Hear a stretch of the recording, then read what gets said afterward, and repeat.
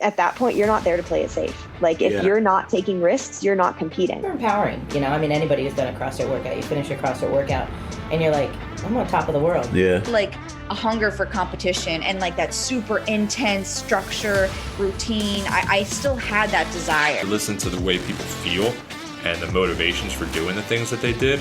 It was like they were describing me to a T. I'm not trying to solve everything for you, but I know that sometimes you just need somebody to listen. Learned the most is how to fill my cup by filling others. Welcome to the Hungry Dog Barbell Podcast. Join me as I talk with passionate people about their life's failures and successes, and most importantly, what keeps them hungry for more.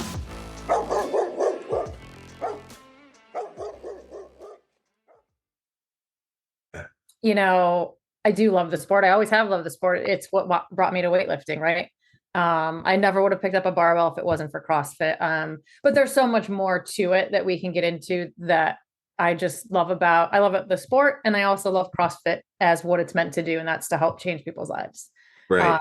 And to get to be a part of all that is like something that's really been on my mind a lot lately.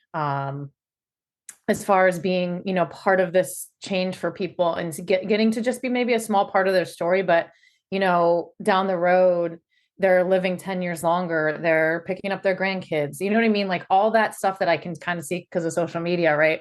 And I get to be a small part of that. And that's something I don't take lightly. So I try to do my best to keep up on what's new and, everything that's CrossFit. And then of course, the sport of it, I just love. I think I started going to watch regionals in person back when it was in Boston.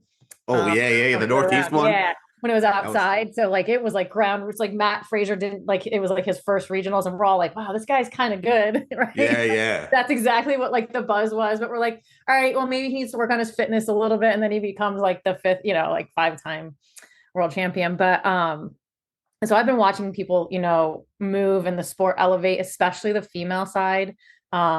And I went last year to Orlando. And for me, the thing that like is just always the most amazing thing is that person that is in last place or that team that's in last place, how fit they are and how they move their bodies and how amazing it is to watch. Even like the last team, like watching them do what they do. It's just one of the coolest things ever. Like they push boundaries and knowing how hard it is to get there too, is something that is definitely something that lights my passion too. For sure. That's awesome.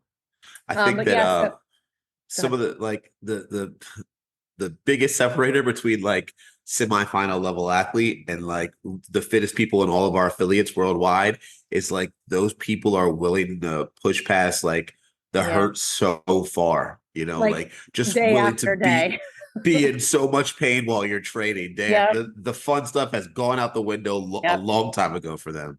And the little things too, right? That aren't so little, right? Yeah. The boring stuff, the stuff that's not fun to put on social media, the extra work, the small changes in your movement patterns once you've learned a skill or, practicing that skill over and over and over again, so whether it's weightlifting, gymnastics, monostructural, any of that, and that's just the cool part of it is you like once even like you come in and do a 45-minute or hour class and like, to put it into perspective, it's like, wow, that's kind of amazing. Right. Yeah. This is what I did today. This is what this person has had to have done today to make it to where they are. It's crazy when you can put it in perspective like that. So I think, was I pretty newly sober last time I was on, right? So it's been a couple of years, right? Since I've been on. I think you were just over a year or just under a year, something like that. Yeah. So I was still in the thick of it. Like that first year is like, whoa, like that's like, I really gave myself grace. I had just stopped weightlifting like about 3 months into my sobriety and I was coming back to CrossFit and just wow. And I kind of did both. I kind of was still lifting and then doing some Metcons. Got roped into doing some competitions, but I was like, man, I'm just not in shape for this, but whatever. It was fun. I was with my friends. But and that was really when I would kind of just let myself eat. Like I've always been pretty disciplined in my nutrition since probably I started weightlifting really. I know what my body likes, but like I would let myself like cookies, like that was my thing. Like if I felt overwhelmed, I would eat a cookie, and so while I'm trying to kind of get back in shape, I gave myself that grace and then I reeled it back in because I last year did the open because, I'm a coach and, we have a pretty big community that does even though we're fairly new gym, we really love the open. It's such a great time. We have really hard workers at our gym, so it's good for them. So obviously as a coach, I'm going to walk that walk. And I kind of snuck into like the quarterfinals because there was a lift. I think it was a thruster. And I was like, all right, well, maybe. You talk about last year, 2023? Yeah. Yeah. Awesome. Yeah.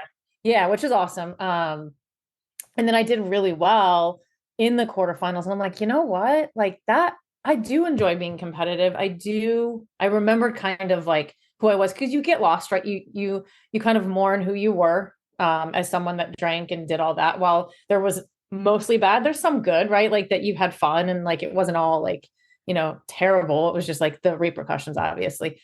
So I was like, yeah, and it lit a fire. And I was like, you know what? I'm going to do this. Like, I'm going to really start just training CrossFit. We follow the jump ship program. Are you familiar? Yeah. Yeah. It's a little bit of a different theory. So we do a lot of metcons and then lift. So that took me a little while to get used to just lifting under so much fatigue. Now I love it. Now I can't even imagine like not doing it that way. And it got me pretty fit. And I really didn't I had a little setback with a little minor thing going on. Right around October, and it's almost better now. But I really truly, and that's when I really started to like not eat fast food. Not that I eat a ton of fast food, and I stopped eating the cookies. I'll have them every once in a while because I love them, but like not as like a crutch kind of. So what I did, like I noticed, it's kind of how my brain works, but I noticed that it had been like I was always good for like a Wendy's cheeseburger every once in a while, right? Like kind of like I loved it. Like but I started to notice after I would eat it, how it would feel during a workout, and I could feel myself just kind of like going a little slower. And I'm like, it's fine. Like, I never tell people like, you should never just cut things out if that's not for you. But then I was like, I realized I'd gone like 3 months. I'm like, oh, let me see if I go 6 months. Well, then I went the whole year and I now am on like almost a year and a half of like no fast food. And I tell, like you said, it has nothing really to do with like how I look. My weight will fluctuate a little bit and I'm okay with that. It's more about how I feel in workouts and how I'm performing to get to my goals, right? You're not going to knock out a workout every time you go into the gym. But so it kind of correlates to what you were saying. Like once you find what your body doesn't like and you kind of keep it away, you'll start to notice in the gym. And like, cause you're like, fighting back, like if you're just weightlifting and then fighting back to get into like CrossFit shape it's difficult, right? Like right. Uphill battle. Like you said, you have to kind of be willing, we have to be willing to hurt. And you're carrying more muscle, your body moves differently, not all bad, right? You're going to move better, but it's like, it's hard, but it's so rewarding in the same sense, like, man, when you can feel yourself getting fitter and there's not a ton of markers. Yeah, you might crush a workout that you didn't do, but like you'll really start to feel like, obviously you start to push yourself more, but you start feeling that. And that's when it starts to get really rewarding. Like it is worth it, Yeah. It's super hard. Where did you start getting that idea? Was it like before quarterfinals or after where you're like, all right, I'm going to dive like fully into this? It was last year after quarterfinals. I came in like, I don't know. I surprised myself. I can't remember, like 300 something, and I'm like, wow. I'm like, all right, and then they kind of announced like, okay, top 200. I'm like, all right, like, and the margins are so small when you get to like in the masters. So they take, I'm sure you know this, but if someone listening that doesn't, they take the top 200 to semifinals now. And obviously that could change next year, but like, that's an awesome goal, even though I'm not a semifinals athlete yet, but I could, strive to get there. My skills aren't quite that high yet. Everything else is kind of catching up, but I was like, but the margins from like 50 to 400 in the masters are so small. So it could be like one more clean and jerk in the clean and jerk workout, or 15 more wall balls. Like, so something like that, or like, 3 more box step ups, which I know I should maybe use that. Maybe 3 more snatches we'll use, right. But, that's how small they are, but that kind of excites me because it's like, it's kind of anyone's game. And I ended up coming like to 295th this year. So I was like, all right, so like I'm there. Right? Yeah. Chop it down. Yeah. But so that's super cool. So how did the open go over there? Like outside of just your performance, like, the 3 weeks, how did the workouts go for like your affiliate? Do you guys do them as Friday so night good. lights? Do you guys have a lot of fun? Yeah. So the year before we did like 3 teams. We do themes every week. We have so many new people to CrossFit that they don't quite always understand like what the open is, but like we kind of just like, so you're going to sign up, you're going to pay $20. And they're like, okay. Yeah. But they love the themes and they go all out, and like we, the banter back and forth. So it was like Aaron and I against each other. So, they love it when like we're pretend fighting, but it was really fun. And I'm always just impressed by how good they are because they don't know it, which is awesome. Right. Like we had, I think we had 70 people sign up, I think this year. Don't quote me on that. I could be like, give me a little margin there, but like, yeah. And we've only been open 2 years, and just like, they just all worked so hard, and, our programming really got them ready for this year. It's a good challenging program, but at the same time, it's very, very doable for anyone. Like, that's awesome. We have people that we have, 14-year-olds and 61-year-old. I think this is the oldest we have now.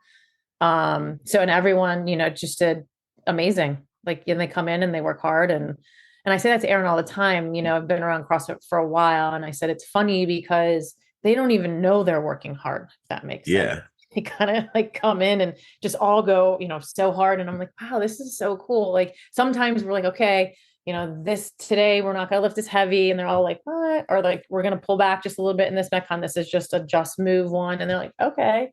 But yeah, so it's as a coach, man, I cry probably like 10 times a week, right? Because it's just like, I'm behind the clipboard counting, just like watching people just exceed their expectations. Pretty cool. Yeah, it's amazing. I mean, 70 people with 2 years of experience in the gym. And like, I want to talk about something you just said right there, like about most of the people not even knowing that it's the process to qualify for the CrossFit Games. Right. I have this theory that the Open would perform at its best, like truly be maximized, if it becomes separated from being the first step to the CrossFit Games.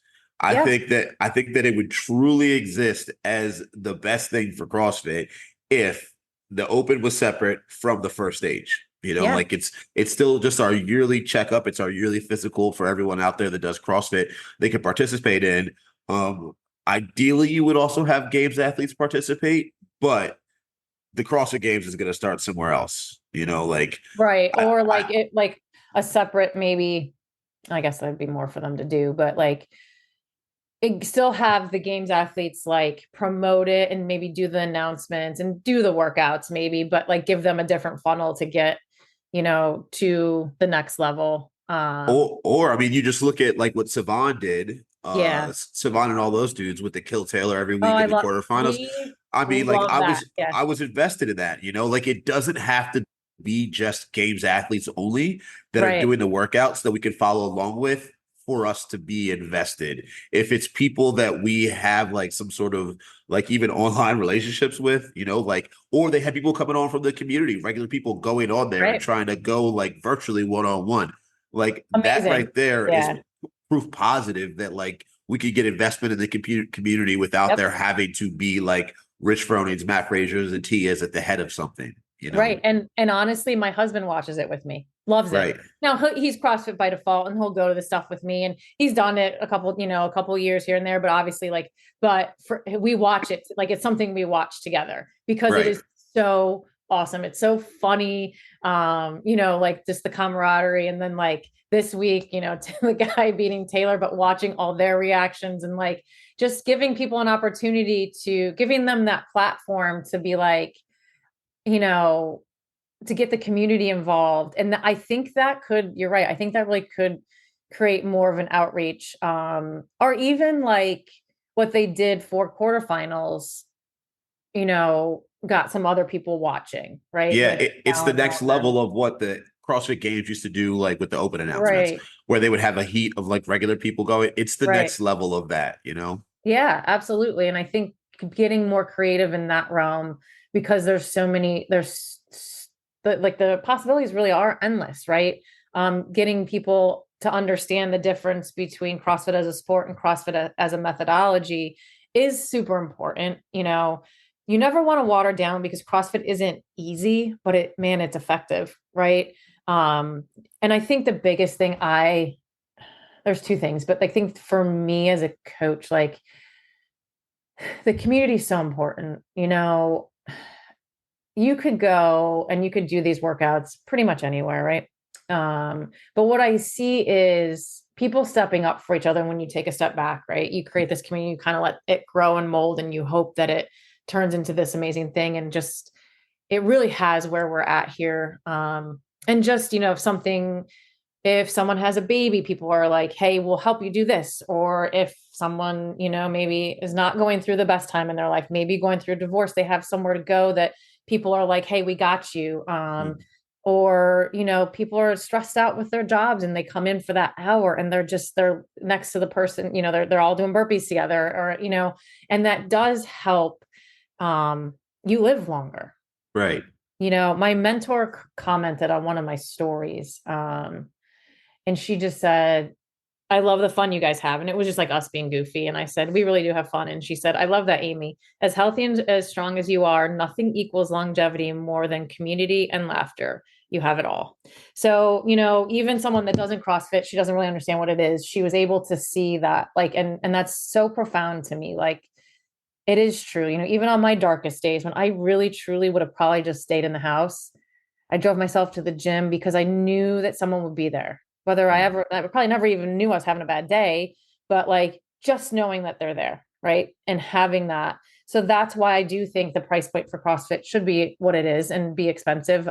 You get really good quality coaching, you have that community, and then obviously you get healthy, right? Like, I can't tell you how many people have told me, like, one of our guys just got back from their cardiologist and he's like, you're healthier than you've ever been. And he's 47. Like, it does work. It works on all of that, and I think that we lose sight of that sometimes when we get caught up in the competitive side, because that, I love it as a sport too. Right. But when you look at it at that baseline level of methodology and what it can do for people's lives, it really is pretty profound. And I think that's the message that can get lost sometimes, in what we do. Right. Yeah. Yeah. I don't think it's like this debate right now. I don't think that we should let go of the Forge It Elite Fitness not at all. Tagline, because that is what a lot of people can. Being in charge of your health allows you to make that choice. You can't forge elite fitness without having elite health. Right. Like, you need to be on one side to go to the other side, right. There's nothing wrong with people trying to have elite health. Like, what, there is a lot that's in our control. This is probably one of my favorite stories, and I'll always carry this with me, but one of our members now, he's in his 40s. He started coming with his daughter, who's maybe she was 14 at the time. And, I started to get to know him, and, and one day he's like, I recently quit smoking. And I'm like, you smoked, like, it's just like one of those things that you don't, he's like, I smoked. And then I turned, went to vape, but now he's like, he kind of got like a little he's like, I kind of feel like this different part of my lung that I didn't think I'd ever get back. And I'm thinking, wow, he's in his 40s. This is life-changing for his entire family. Well, his entire family now comes to the gym. So I think it's like, that is the forging elite fitness, forging elite families. There's nothing wrong with taking control of your health and making it a priority. And that's the vessel that CrossFit is. Hell yeah. That's what it's really supposed to be, a vessel so that you can acquire all the things that you want in your life. Mm-hmm. That's what's really supposed to be at the root of everything, Yep. Yeah. So go ahead. I was going to say, tell us about like how your sobriety has affected the rest of your life. How are you like going through emotions and everything? Yeah. Well, yeah. So like all that you have to learn again, right? Like learning how to, like, when you get stressed out, how to deal with that. And, those coping mechanisms that I didn't have, you have to learn again. And I think when you go through that process, you become so strong. There is so much strength in sobriety that I didn't even know I had. And I'm not talking about like lifting weights. I'm talking about like, we've all been through our fair share of stuff in our lives, and, you cope with it the best you can. But having the clarity that I have now is the best gift I ever gave myself. So worth all that first year of, like you go through Struggle, like, yeah. you mourn kind of who you were, like that fun party girl that, I had kind of just become and attached my identity to was gone. And, and I was like, well, you go through all that, like, I'm never going to go on a vacation again, or like, how am I going to have fun doing that? And man, I have so much more fun now. I just go to bed a lot earlier. You know what I mean? Like, I've gone to weddings and I've had the best time. Like just so much fun, and it's so worth it. And I think truly being present with my family and being present in moments and being able to soak it in, good, bad, ugly, great, excited, all of it. And then being able to kind of deal with that and then wake up the next day and be like, wow, this is really amazing, and then I just recently went and got some blood work done. And I was like, I wonder, I've had this story in my head of like, you don't deserve, like, you don't always feel worthy, right? Like you're going to get sober and then like you did so much damage and you're not going to be healthy. But I got my blood work back and I was like, well, look at that. I'm healthy. I'm very healthy actually, and I'm like, so one, it's never too late, and two, it's never too soon to make a big change like that. And as scary and terrifying as it is, I'm telling you, on the other end is just like freedom, if that makes sense. Hell yeah. And like, you are going to lose friends that or people you thought were friends, and people aren't going to like, and that's okay. That's hard too. Um, but at the end of the day, then you start to make and create relationships that are so real, if that, makes any sense. So maybe there's nothing wrong. People always have a purpose in your life, and there's nothing wrong with the people that came along to party with you. It's what their purpose was. But to have these real relationships that just, kind of fill your life too, has been just such a blessing. And I think like people will always say to me like, oh, that's so awesome, or you're awesome. And I'm like, I don't thrive with that. Like I kind of put up a wall a little bit, because I'm like, oh no, I mean, really, how am I awesome? But then like the other day, my friend looked at me, she goes, you really should be proud of yourself. And that kind of just played in my head of like, well, maybe I should be like, yeah, I struggle with pride a little bit. Like I try not to have that be something that is in my life, but like, wow, like taking a second to just be like, wow, we kind of did this. And I say we, because like I lean on God through everything I do. So like, I've never been alone. And I'm like, and really kind of stepping into who I felt like I was meant to be. That's amazing. Yeah. Like, man, in the beginning for you, because like you're so far in now, like what were some ways that you dealt with the anxiety and triggers and things that would kind of lead you to like poor coping mechanisms, and how does that evolve like as you've gone through? Yeah, that's like, man, like you look back and you're just like, I laugh, but I'm like, like I took a lot of naps. You know what I mean? I really did. I would kind of just retreat and be like, all right, I just need to take a nap. I did kind of seclude myself in the sense of like kind of just wrapped myself in my new world of like just gym. I was still doing Red Panda. I still had a lot on my plate. So, and that was the one thing too, like I forget that I pulled back everything. I was a nutrition coach. I was a weightlifting coach. I coached at the gym. I coached young athletes. Like I had this all, and I realized, I think I was trying to fill my plate because like my insides were kind of empty as far as like when I was drinking. And then when I kind of started to heal, I was like, wait, I need to pull back because I need to really truly step into what my next step is. But with all this noise, I'm not going to find it. So I've really pulled back. I still like am 100% bought into, CrossFit fee, here in Sewell, but, and that's just the most, I love it. I love it. Like when I'm gone, I miss it. Like, it's just a really awesome job. And, it, I really, like I said, I ate a lot of cookies. I'm trying to think. I did a lot of journaling. I read the Bible. I'd read books, no self-help books because that just wasn't where, I would get to them and I'd just be like, yeah, no, I'm not there yet. Or I don't have the capacity to understand even what I'm reading. So more, like just super, super easy, mystery books. That's probably what I did. Yeah. And then I started to rebuild my life. I think my first concert, because I love concerts. I've been going to concerts probably fifth grade. Mm. Learning, and I have been to them sober before because I'd maybe have a weightlifting meet the next week or something. But like learning that again and realizing how much fun I was having in those moments and being present, and then I think just showing up every single day, like, all right, we're going to deal with whatever we have to face today. And tomorrow's a new day. And we're just going to literally, I know it's so cliche, but it's one day at a time. It's literally. And it's very similar to CrossFit, one rep at a time. Pick up this dumbbell. I'm going to do one more rep because that's going to just get me to where I want to be, and it's just like one more day getting up.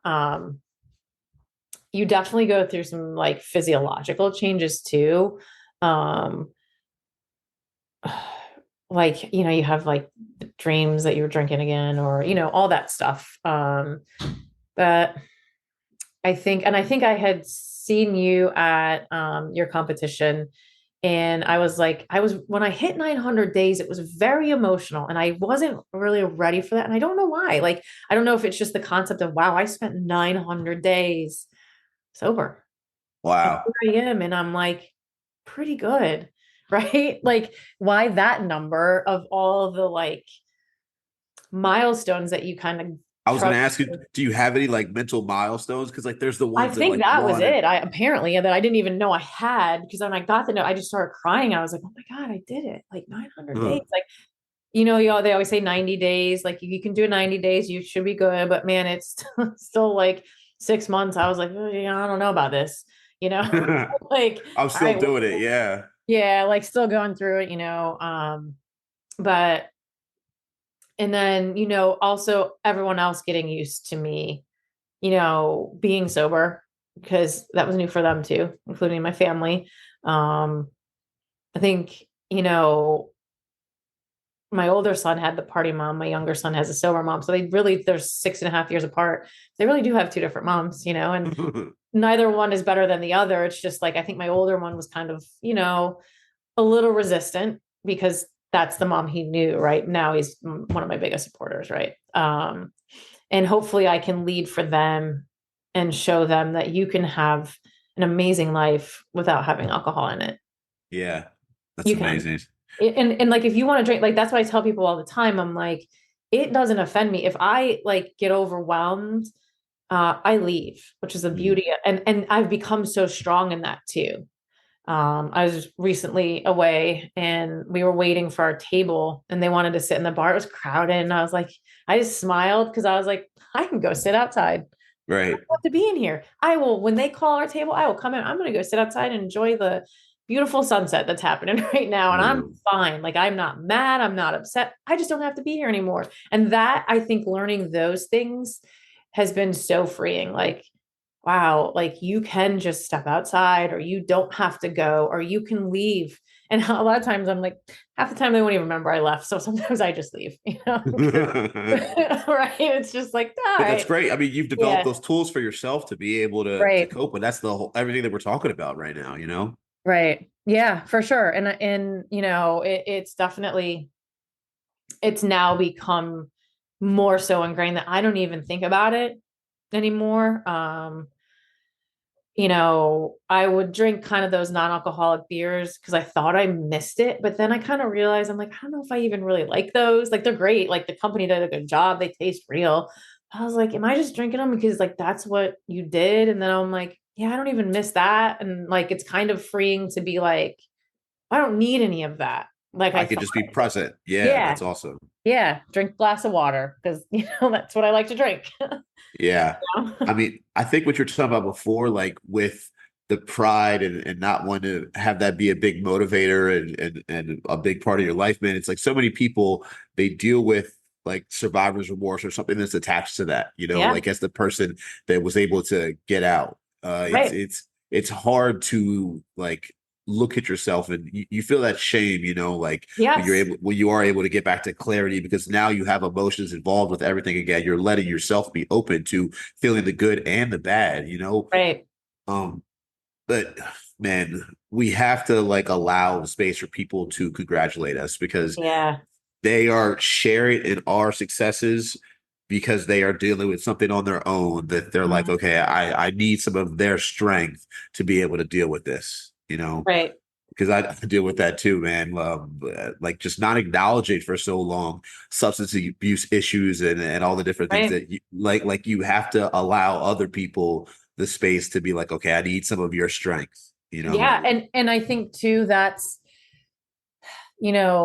people are, they're watching, right? And some are cheering and some are just like, wow, okay. I knew her when, you know, X, like when she was in her 20s and like, oh, she's really doing it. And like, maybe I could, or, I do have a lot of people message me, or, they feel the need when we're out because they want to talk about it to be like, well, I really cut back and I'm like, it's almost like confession, right? I'm like, really, my face may look like I'm judging, but I swear to you, I'm not. I'm probably thinking about, I don't know, the fact that I got to fold laundry tomorrow, like that's that's actually probably what I I was. want to do pair of Metcon, something Yeah, like that. exactly.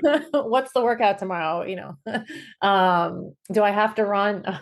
um, but yeah, and being, learning, my newest thing is learning how to listen because my brain is so like now it's kind of like pretty healed and like moving fast. I moved fast before, but now like I'm like I get excited and I start to talk and like sometimes talk over people and I'm like, no, I didn't mean to be rude, or like just maybe sometimes people just need to be heard, And so I'm really trying to learn how to do that. Like and really like, okay, if Amy, if someone comes up to you and wants to talk about it, just talk about it. Like, they do that with fitness too. People that, like they know I work at a gym.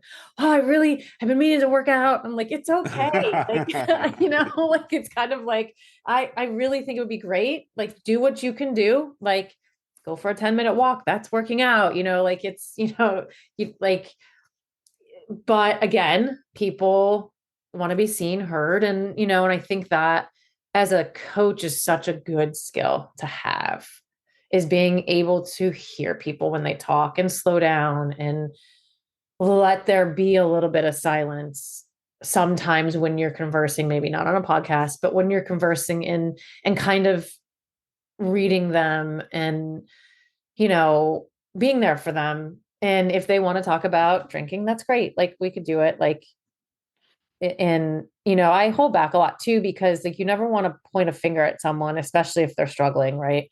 But if I'm always like, well, if you want to know, like people that work hard in the gym, when you go and you drink all weekend, you really are making your body just have to work overtime, right? Double time, especially females, like especially the girls that are coming in and they're like, I want to build muscle. I'm like, okay, well, like I'm not saying don't, but like maybe cut back because it's going to affect your systems, right? And they're like, oh, okay. Like that people just don't even know that. Not like you have to have a problem to cut back on your drinking. And I think that's a message too that's really important is whatever, you're doing, are your habits aligning to what your goals are?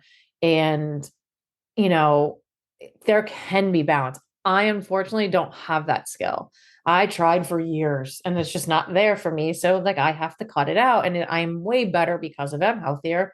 I'm not going to list all the things to people like, okay, well, alcohol can cause cancer, but nobody talks about that. Like, I'm not going to sit there and rattle that off. But if they ask, I'll tell them, Right. like, hey, that is, something that people just don't know. Yeah. I love what you said about like never be the person that want to point a finger. Yeah. Like You just can't, like, you can't. And because, it's it's their journey. It's hard. It's scary. It's probably more scary than people talk about, right?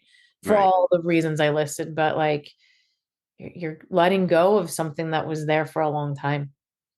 As and I do feel like society does promote that, right? Like, the mommy wine culture, the binge drinking, or like the beer club, like, and It's that's one of not the most like openly accepted ways for adults to like convene. right. Like almost every adult scenario has alcohol involved in it. Right. Right. And like, and that's like okay, but it's also like people, it is part of our culture. So like you are going to be different. Right. And that's not easy. I think my whole life I've kind of been like that. I was a redheaded freckle-faced kid. Like you're just different, right? Like it's just what like it's, but I've kind of gone on that track. I was a athlete, I was kind of like I had different groups of friends because like I, kind of fit in like different places in my life, and I moved a lot, so I was the new kid. So like I'm kind of used to being in that Misfit, the oddball yeah, out. yeah. So to add this to my resume was like maybe not as scary as it could be for someone that's never been that, because you will get asked questions. You will, people will, when you first, oh, you're not gonna do that forever, right? Like it's just a break, or you're not an alcoholic. Cause like then that would mean that they could potentially be, right? And I would Oh never, man, that's a big right. one. It is a big one. And it's like, well, yeah, you know, I can't just have a glass of wine. It just doesn't happen, you Right. know, and and it's okay. Like, it just doesn't make me a bad person. It just makes me this part of my story. And, there is this misconception of like what people picture as what someone should look like if they're an alcoholic. But man, there's a lot of us out here that look very normal and live very normal lives that just, come home and drink a bottle of wine. Yeah. And Functioning, I guess. and a lot of times it's just like, yo, like, what do you want out of your life? Where are your priorities at right now? Right. Like I know when I was like, all right, dude, I really need to start fucking eating better, like go on a Right. diet. It was like, or AKA stop eating and drinking like an asshole. The two big things that really hit me was like, all right, like what are my priorities for the next 3 months, 6 months, and a year? Right. Right. Like it's like, and being my fittest self is like one of those things. Like it leads to all the goals I want to accomplish. And then number two, been listening to Andrew Hiller, and he's like, if you're not watching what you're eating, you're not a real CrossFitter. I'm just like, Yeah. he's Yeah. right. I Fuck. know. Like that just Yeah. whatever, fuck it. I guess you gotta do it. Whenever I feel twisted about something, I usually do a real quick gut check, like probably because that something you need to hear, Amy, or like, Yeah. and I'm always like, that's also something where I'm like, where before I kind of fire off and be like, no, like, and then I'm like, why do you feel this way, Amy? Well, probably because they're right, or Yeah. something you Yeah. need to change. And, it is, if it is okay to want to be your fittest self. Like, and I think sometimes people need permission. It's okay to stop drinking. It's okay to take a break. And that's what I tell people. I'm like, you don't like, you might be able to take 6 months off, but really learn about yourself. And then you could go have your glass of wine, or you could like, it doesn't like my story doesn't have to be your story, and your story doesn't have to be the next person's. But like, if it's something you're constantly questioning, then try it. Right. Like just try it. Try 6 months of your life. And like, then maybe reevaluate, give your body time to heal. Yeah. It's like I think when you look at the science of what alcohol can do to your body and how it can really it can permeate the cells in your brain versus like it doesn't just go through our digestive system. So it can have some longer lasting effects, and I'm not talking about someone that has a couple of drinks, right? But it's more kind of status quo to go out Friday night and have 6 drinks, and maybe then go Sunday because you kind of, or Saturday because you kind of feel like crap. You're like, might as well go have another drink, Might as well right? keep going. Yeah. Yeah. Yeah. And that's where it starts to have health effects, right? But yeah, so it's definitely something that people are very curious about. And I don't mind now being that person that can show them life can be really full. That doesn't mean it's rainbows and like, listen, right? Like I just talked about some really dark days, like really dark, and like questioning why you even do this. Is it worth it? Screw it. Or that little voice that says, you're not an alcoholic, right? Right. That Right. little, like, which causes a lot of relapses because we think we know. And especially once you start to feel better, you kind of forget. Like I Yeah. would say I was perpetually hungover for about a year when I was Yeah. first sober. Like I really truly felt. I kept thinking, I'm like, wow, man, I'm not drinking, but I still feel kind of hungover. My body just getting used to the new way. So yeah, it's definitely worth it for sure to take Yeah. that chance on yourself. I think a lot of stuff, man, is like even when you do start to get the clarity back in your brain, I really Mhm. love how you put that. You start to ask yourself, like, who do I think I am? Like, I've done so much Oh yeah, already. This is the life that I deserve based off of my actions. right. That Like is, it'll yeah. take you backwards, Oh, 100%. Like, oh, like that almost imposter syndrome to your sober self. Like it, yes. And that's just like kind of the downside slope of addiction, right? Our Yeah. brains are so powerful in Uh-huh. everything that they do. I mean, they run our beautiful bodies, right? Like how amazing of a system we have here. And but they also conversely have all this power over our decisions and what, our personalities and what happens next. And oh man, like the questions and the deep, dark places that like are just like, nah, you're not worth it. Right? Like, Yeah. That's what so you tough to would deal like, with. yeah, exactly. And that's why I'm always like, it's okay to want more. It's okay to want to be your fittest self. It's okay to try diet, say, obviously with as long as you're healthy. If that makes your body feel okay, man, that's great, like, and you stay healthy. That doesn't mean, your gym down the street needs to do that one, but like don't ostracize people for trying. And I think that comes with maybe a little bit of our social media and our culture, right? This way's right, this way's not. This way, and all the misinformation that's out there. And I think the Got to more, choose a hard stance, man. That's what everyone's yeah, on. yeah, exactly. Die on this hill, but um, so yeah, and I think, yeah, I definitely had some pretty major things happen in the last couple of years. So my coping mechanisms were tested, for sure. But coming out of the other side, like the end of last year wasn't great at all. And I was very lost. And I was just like, man, kind of feeling like all those negative emotions we were talking about. And I really did some work. I dove in and I just finished, actually. I read the Bible in 90 days, which it took me like 100, which is very intense, from start to finish. Cause I was like, man, I have this free resource for me, to really dive into my faith. And it's been life changing, for like completely life changing. I can't even, like, I don't have the words for it quite yet. Humbling, very humbling. Um, really, searching my heart and seeing the things that really I need to work on and change, where I'm accountable, for the words that come out of my mouth and how important words are. I think Mhm. that was one of my biggest, like the tongue is so powerful. So as a coach and like your coach, like, and anyone listening to this that's a coach, just remember that, right? Like there are things that, depending on who you're coaching, whether it's even your elite athletes, they're human, like your words carry so much weight, so being mindful of how we speak to each other is so important. And I think that tool in these last 5 months, I've grown more in so many ways that I really honestly don't even have words for. I Like, love that. yeah, it's one of the most profound things I've ever done. And it was like, I also enjoyed the discipline of it.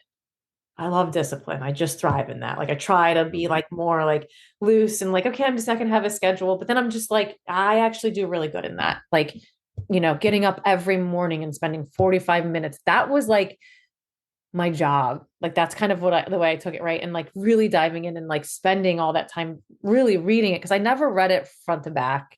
I always read pieces, I studied it in school, in college, and, and I've read it, the whole thing, like you can do plans, and it took a year. But you kind of jump back and forth because it can be very dark, right? Like there's a lot, it's humanity. But I also started to notice things about myself and my family and how I treat the people that are closest to me.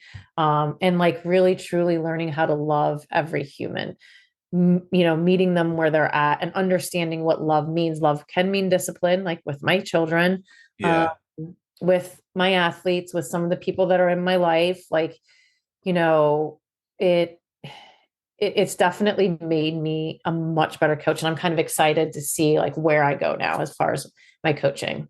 Yeah, I love that. So like with that in mind, and actually before I even say that, you talk about like in the last few months you went through like a lot of mental setbacks and roadblocks you had to go over. Those are the moments that you're growing, right? Yeah. With all that in mind, like what's next for you? What are you hungry for? Like what do you have planned? Yeah. So I definitely am very, very passionate about getting women to strength train. There's just so much. So I'm actually I do have a good amount of certifications. I enjoy learning. But this one I'm excited about. And it's just like the women's coaching specialist, strictly about the physiology of women. I really like that they have, studies that are just based on women, which is so cool because it's sometimes hard to find. And teaching, and as they get into menopause, because the more research that happens, and then what they're finding is the more muscle mass you have heading into that stage of your life, and everyone kind of enters it at a different, there's no like, okay, when you hit 45, this is going to happen. But it's unavoidable, but there are things that you can do in your lifestyle leading up to those years that are just going to help you minimize the symptoms. It's one of those things that just like, our menstrual cycle that we're just kind of told to deal with. Well, no, actually now there's people forging all this amazing information about how you can actually use it as a tool for training in the endurance world, in the sports world. Like we used to do that at Red Panda. You can train around that stuff. So that's kind of something that I do have a lot of knowledge in, but I'm trying to get some more. So now I'm really focused on that. I should be done. It's a pretty intense. I think my goal is to be done by the end of the summer.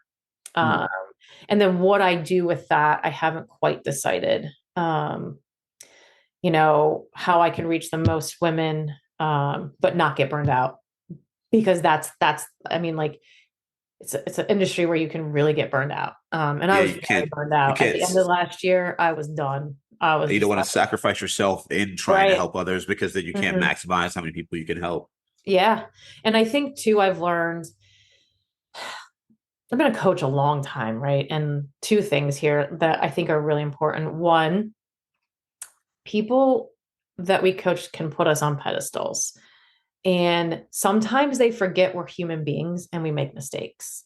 And I think I'm the first one to come to you. And I'm not saying that every mistake is right. Like I'm human. I make mistakes all the time. I am like, no one's perfect. And I think that respect needs to go both ways, right? Like as an athlete or as a member where you're being coached, don't forget that coach, while they're up there, they should take that role very seriously. They're still human beings.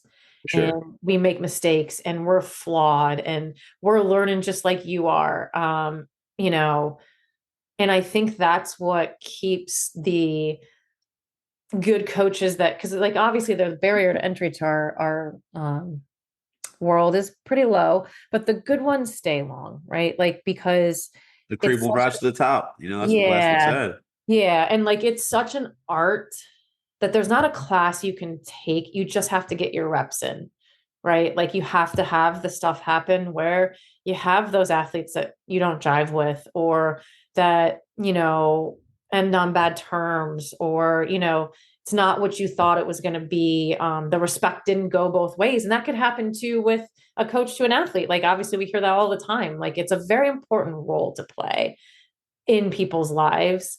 I do take that very seriously. So I like to arm myself with as much knowledge as I can. But I'll be the first to tell you, if I don't know something, even in weightlifting, like that's why I think I love coaching weightlifting, because it's like golf. It's like, ooh, someone's moving that way. What can I help them with? And then I'll be like, I see you the problem. I'm not quite sure how we're going to fix it yet. I have access to a lot of people with a lot more knowledge than me. I'm going to find out. I won't like, because it is a little bit of a puzzle piece, right? Like you see someone, they're like, wow, they're kind of pulling early, but maybe that's just how their body works. But I really like to try this, like, but it really is a guessing game, right? I mean, there's some things that you shouldn't do and that you should do, but with someone that's been doing it for a while, and that for me just it lights me up. I'm just like, all right, we're gonna figure it out. And then that's why I think I enjoy in-person weightlifting coaching a little bit more, because you can kind of see that, like, okay, we're gonna try this today. Yeah. Like, and then they're like, all right, yeah. And then like, and I was like, no, it's not me. I swear, this is just stuff that's out there, like it's just years of watching people move that can help you do that. And I think too, being as humble as you can, just like, hey, listen, I don't know, but I do see it. Right. And we're gonna figure this out. And if that coaching style doesn't work for you, man, there's plenty of other coaches that would love to have you. Yeah, I think putting together the puzzle pieces is like the most fun part about weightlifting. Oh, yeah. It keeps you coming back.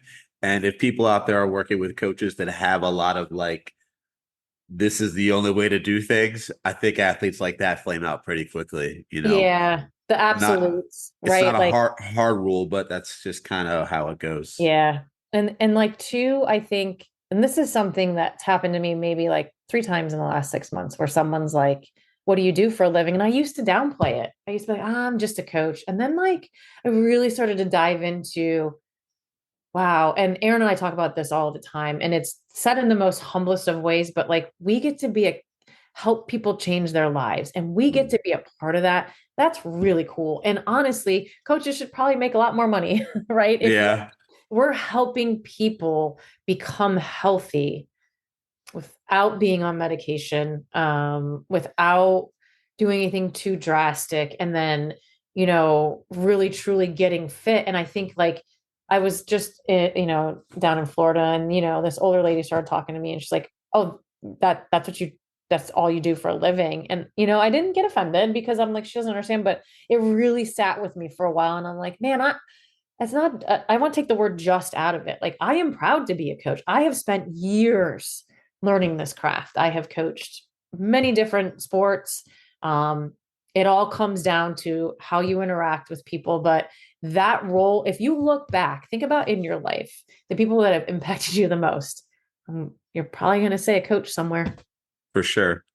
Right. So that role is so important, and like I said, the barrier to entry is easy. So like, people downplay it, and they're like, it's not a career. And I'm like, wow, I'm kind of proud of my career. I look back, like, yeah, I'm not a CEO, but like, man, I look back and I'm like, I've seen, relationships turn into, now I can see families. I've seen young women become doctors, nurses, mothers, wives, partners, like start families, change, like invent things, like how cool is it that I get to be a part of that, and I get to see that?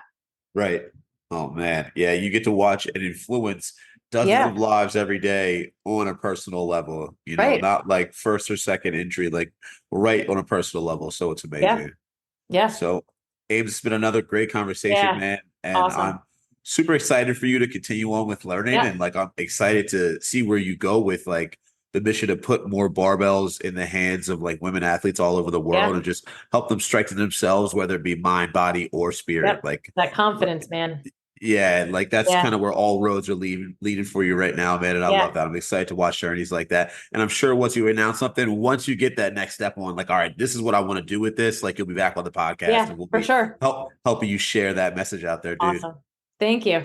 Dogs out there, it's been another great episode. We've got Amy Broccoli on again. Peace. Bye.